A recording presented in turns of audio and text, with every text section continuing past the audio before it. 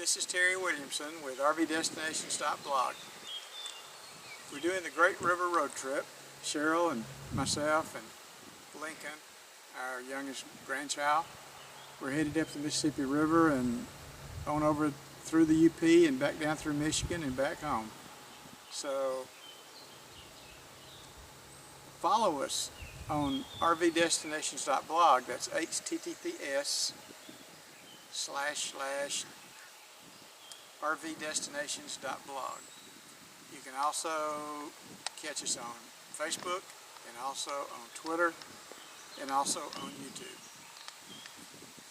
But the best place to look is RVDestinations.blog because there we'll have all the episodes. Each time that we stop at a campground, we film an episode of that campground and everything that we did while we were there.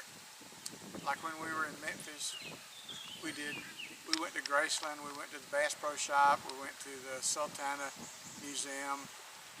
Everything that we did in Memphis was chapter 1, and it was called T.O. Fuller State Park. Chapter 1, RVDestination.blog, T.O. Fuller State Park, because we were camped at T.O. Fuller State Park. And that's the way we'll do it all the way up the river. So check us out. We appreciate it, and see you later. We're at Wickliffe Mounds in Wickliffe, Kentucky, I think. 1,000-year-old Indian mound site.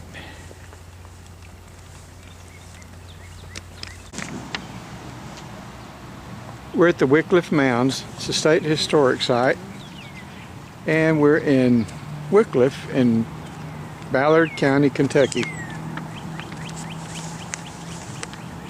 We're doing the self-guided tour first, and then we'll go into the museum. I guess I've got to walk through that grass to see what that says up there. I think I'm walking up on a mound.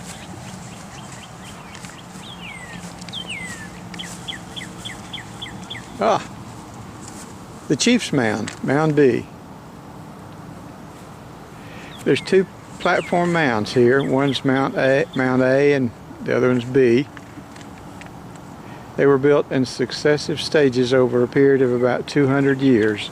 A cross-section of either mound would reveal a structure much like that of a layer cake. Mound B is the smaller of the two. The top of the mound is flat, and there were 4 sides to this mound. The mound was excavated in 1932, revealing floor features that showed evidence of the first house built on this mound in the early 1100s AD. Excavations in the mound have shown that a family lived on top of this mound. This appears to be the only residential mound on the site and probably was the home of a chief's family. In the center of the mound is exposed a post hole pattern of the original building on this spot, indicative of an elite family, possibly the first chief's house. There were several layers in the mound as they were recorded in the 1930s. The layers of soil, called stratigraphy, are the superposition of archaeological deposits one upon another. The relationship indicated by these provides a relative system of dating archaeological materials and is important in establishing cultural sequence in an area. Those deposits or levels that are deeper in the ground are said to be older than deposits that are closer to the surface.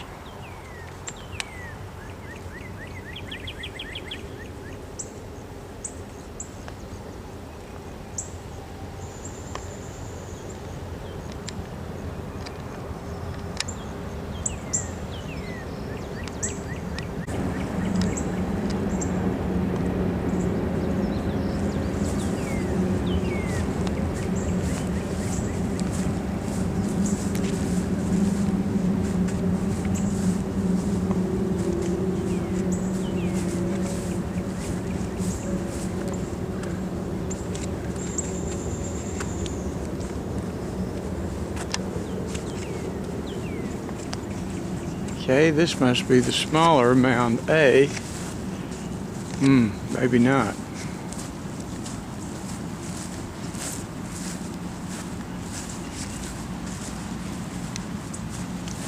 This is burial mound. This is Mound C. Okay.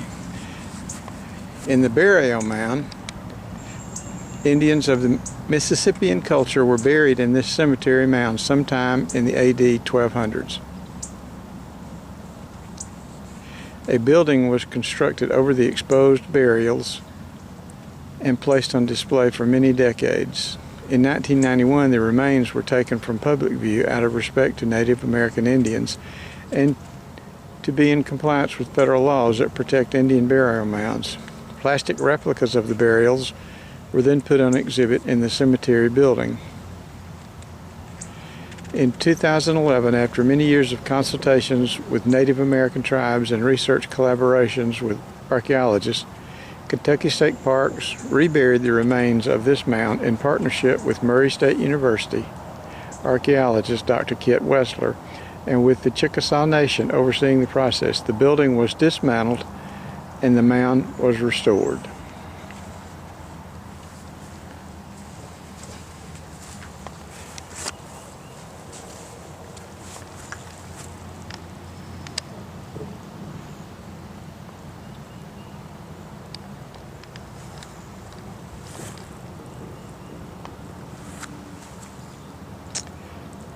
The burial mound was created around 1250 AD, and many have been part of may have been a part of a complex of 3 similar mounds. Through radiocarbon dating, we know the burials in the cemetery date to the 1200s.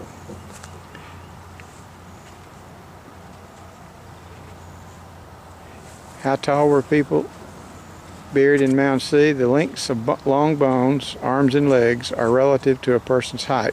Measuring these bones gives an estimate of how tall the person was. At Mound C, the average Mississippian man was 5'6" and the average woman was 5'3". These heights are very similar to those found in people worldwide in the 1200s. What was their average lifespan? During this period, approximately 3 out of 10 children died at birth or as infants. Of those who survived infancy, women had an average lifespan of 35 years and men could expect an average lifespan of 42 years. The lower average for women may have been in part due to the death in childbirth. What type of burials were there here? There are 2 burial types. Most people were buried in an extended position with their heads to the west and their legs to the east. Some bones were buried in bundles, possibly after being on a scaffold or in a charnel house.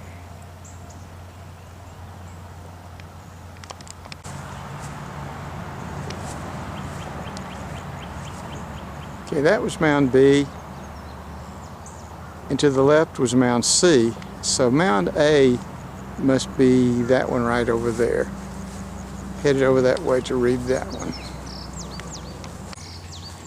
Okay, I'm on top of Mound A, I think. Village plan. Like most villages, Wickliffe had a central plaza where the villages held ball games, ceremonies, and town meetings. Mounds stood on 3 sides of the plaza. In the village of small thatched houses, household gardens, and work areas surrounded the mounds. The plaza was where the Wickliffe Mounds parking lot and office building are today. You are standing on Mound A. Mound B, the second platform mound, is to your left. Mound D, a long, low mound, formed the east side of the plaza where the Lifeways building is today.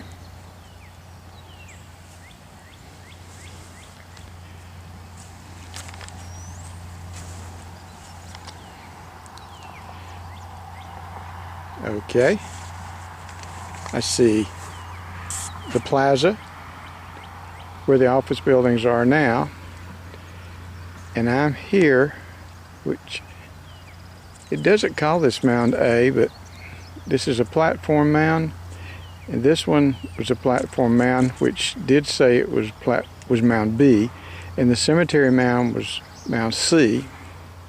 And the living areas are huts that were around the plaza, and you can't see them from here, but they're on the other side of that office. The Mississippi River, which I can't see, but I know we're right on it, so it's to our right.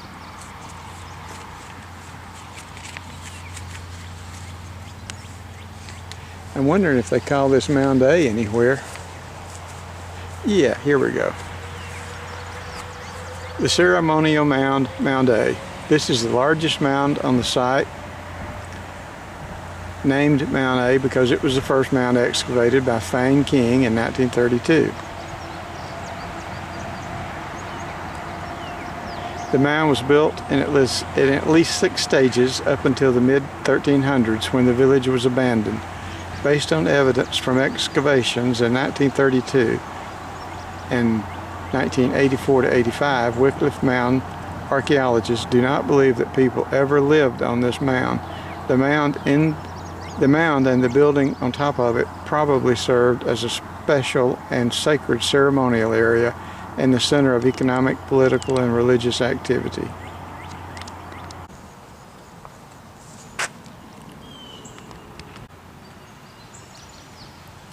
I guess it's my imagination. I thought I saw some hatched replicas of the houses that were built here, but maybe I just saw it in a drawing on one of the mounds. The last thing for me to see is the Lifeways building, and they don't allow filming in the Lifeways building, so no filming.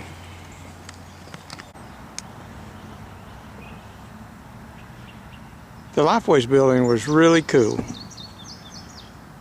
Learned a good bit more from reading on all the exhibits they've got in there. One thing that we all three picked up on was that somehow these Indians picked up on lacrosse from French settlers, and that was a real popular game that they played. And there was something in writing about, of course, they played that game for sport, but it also reduced the number of wars that they had. I guess, I can infer from that they would have competitions with other villages instead of wars.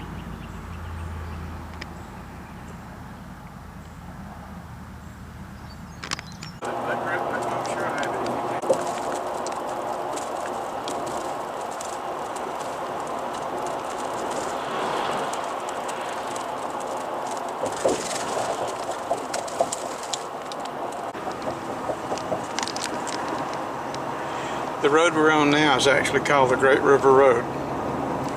It's running along the Mississippi River, which is on our left. We just left Wickliffe Mounds in Wickliffe, I think Kentucky, and we're headed to the Trail of Tears State Park, which is where we'll be tonight.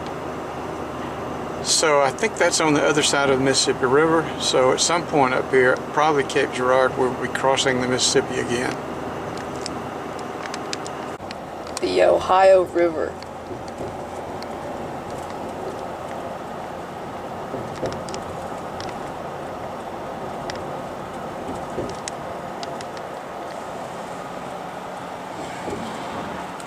This is when we make the blood pressure on Papa T, this skinny bridge. Yeah. Papa T is terrified.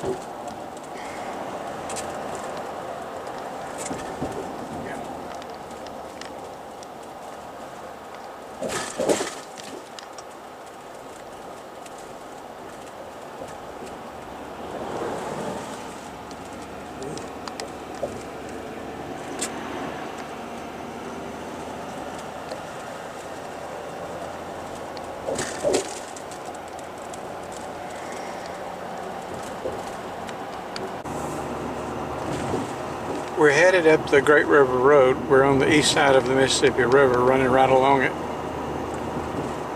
I think we're going to cross the Mississippi River for the 6th time in St. Gerardo, and that's just south of Trail of Tears In 10 State miles, Park. turn left onto State Route 146 West.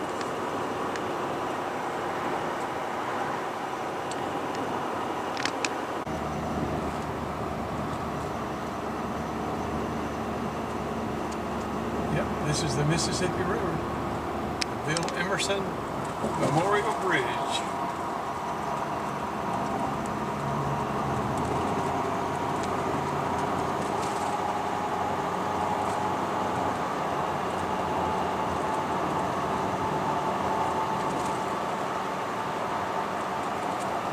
Continue on to Bill Emerson Memorial Bridge.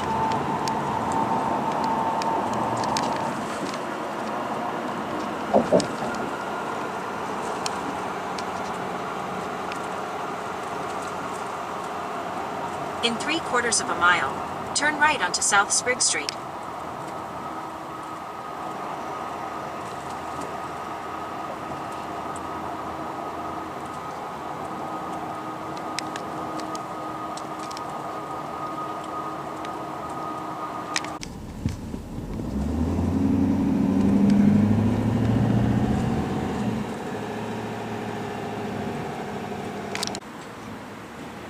Well, here we are in Cape Girardeau, just a few miles south of Trail of Tears State Park. Cheryl needed to stop at a Walmart, restock on some food, and I'm just trying to figure out why in the world this big parking lot's here. I couldn't get in the Walmart parking lot. It wasn't big and it was full, but I was able to get in this parking lot. And it's right across the street from Walmart. But why it's here, I don't know. The building says Southeast. I don't know what it says.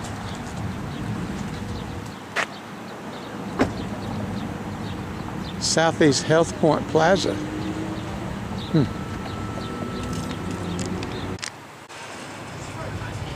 Look what we found in Gerardo, Missouri.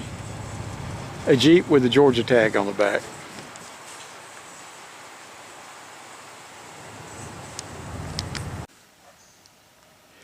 Well, we arrived at Trail of Tears State Park. It's a very small park. Right on the water, that may be right on the Mississippi. But the Welcome Center did not look like your normal Welcome Center. It didn't have lanes for you to pull over and leave your rig while you went and checked in, so we went right on past that. We ended up in the campground. There's no check-in center down here, so we haven't checked in. I didn't want to unhook, but it looks like I may have to unhook and drive back to that Welcome Center. I think I've already paid, but I'm not sure, and I can't tell from the confirmation. But anyway, I got into that site, and it wasn't easy. That tree was in my way.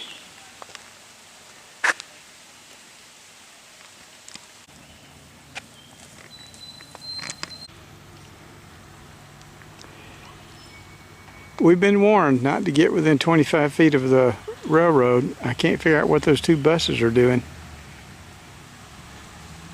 I didn't know there was a road over there, but we'll find out. There's a road.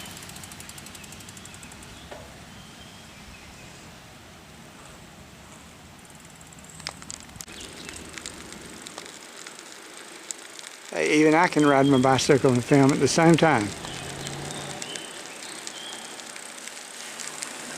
Crash.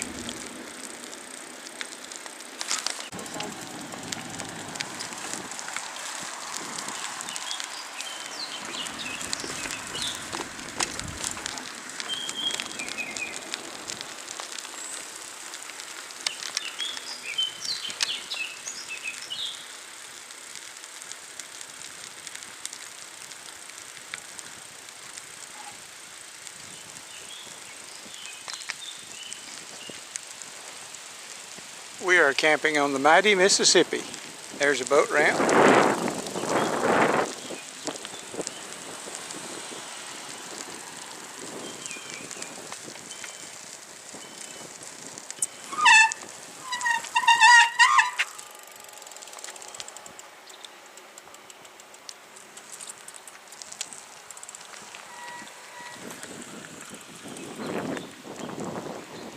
It's amazing, we've seen almost zero fishing boats, small boats, on the Mississippi. Did you see one?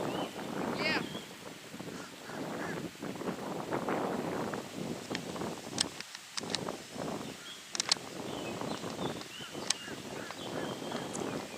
Lincoln, don't get in the Mississippi River.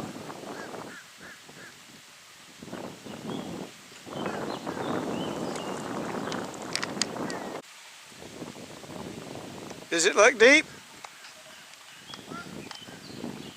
Does it look deep? Yeah.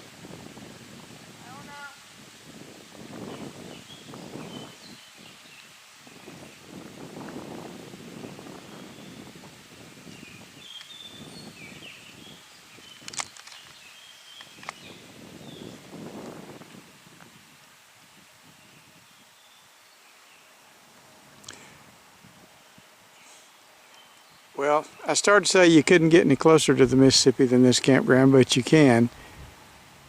Tom Sawyer in West Memphis is closer, and the one we're going to camp at on up the road in a town called, I think, Canton, is right on the bank. You can step over into the Mississippi.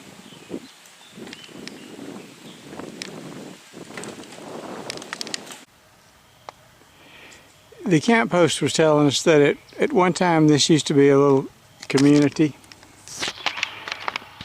The camp post was telling us that at one time this used to be a little community or a little village, a settlement, and that accounts for the trees being in such straight lines. Roads coming down through here were apparently in the same place as this road is now. And even in the campground, the trees are lined up like this. And you can see right across the railroad track is the Mississippi River. Apparently these trains will come through here all night long, and we'll be hearing this noise and the whistles and the horns, or whatever they call a train whistle. I call them a horn. I don't know why they call them a whistle. No, it's a horn.